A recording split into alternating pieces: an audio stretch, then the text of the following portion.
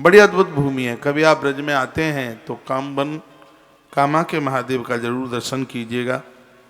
ये संपूर्ण प्रकार की कामनाओं को पूरा करने वाले हैं। इनको कामबन के नाम से जाना जाता है। जहाँ पर शंकर जी द्वारा दग्ध काम, माता लक्ष्मी भी इस स्थान पर भगवान नारायण के साथ महादेव का दर्शन करने के लिए पधारी है। भगवान श्री राम जी की तुष्टि के लिए तिल और घी से इस स्थान पर राजा दशरथ ने यज्ञ किया था कामबन में। इसमें वर्णन किया गया है कि बच्चों को पुष्टि मिलती है। कामबन वाले महादेव के परिसर में स्पष्ट यहाँ पर वर्णन है कि तिल और घी मिलाकर के हवन करने से बच्चों को तुष्टि मिलती है, बच्चों को तेज मिलता है, उनका प्रभाव जमता है, उनको पौष्टिकता मिलती है, विकार समाप्त होते हैं। यहाँ का इतना बड़ा प्रभाव है। कामबन में यज्ञ की बड़ी महिमाएं। घी में तिल मिला करके भगवान शंकर के लिए आहुति डाली जाती है। इससे बच्चे स्वस्थ रहते हैं, बच्चे मेधावी होते हैं। और वर्णन किया गया कि इस स्थान पर ब्राह्मण को भोजन कराने का बहुत बड़ा पुण्य है। यहाँ ब्राह्मणों को भोजन कराना चाहिए। उसके पुण्य को गिना नहीं जा सकता कि उसका पुण्य कितना है। कामबन में, कामा में तिल और घी से हवन की बात यहाँ पर कही गई है। ब्रज की महिमा बड़ी अद्भुत है।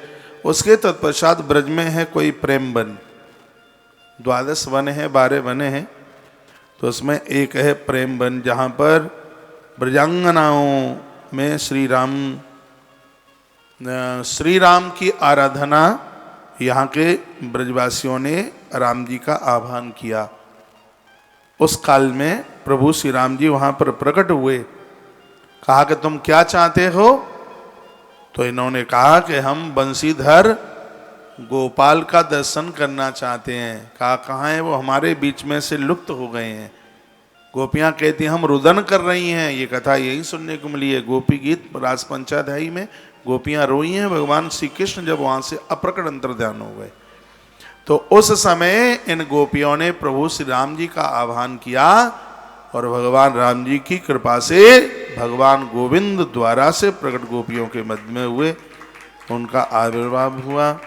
मैंने बहुत बार कहा है, जो कृष्ण के भक्त हैं वो राम के भी भक्त बनिए, जो राम के भक्त हैं वो भगवान कन्हैया के भी भक्त बनिए। इनमें अंतर नहीं है बिल्कुल। जिनको प्राप्त करने से लोग तीनों लोगों की संपदा को प्राप्त कर लेते हैं। जिन्होंने रामकृष्ण को प्राप्त कर लिया है, अपने भगवान को प्राप्त कर लिया, उनको प्राप्त करने के लिए कुछ भी बकाया नहीं बचता।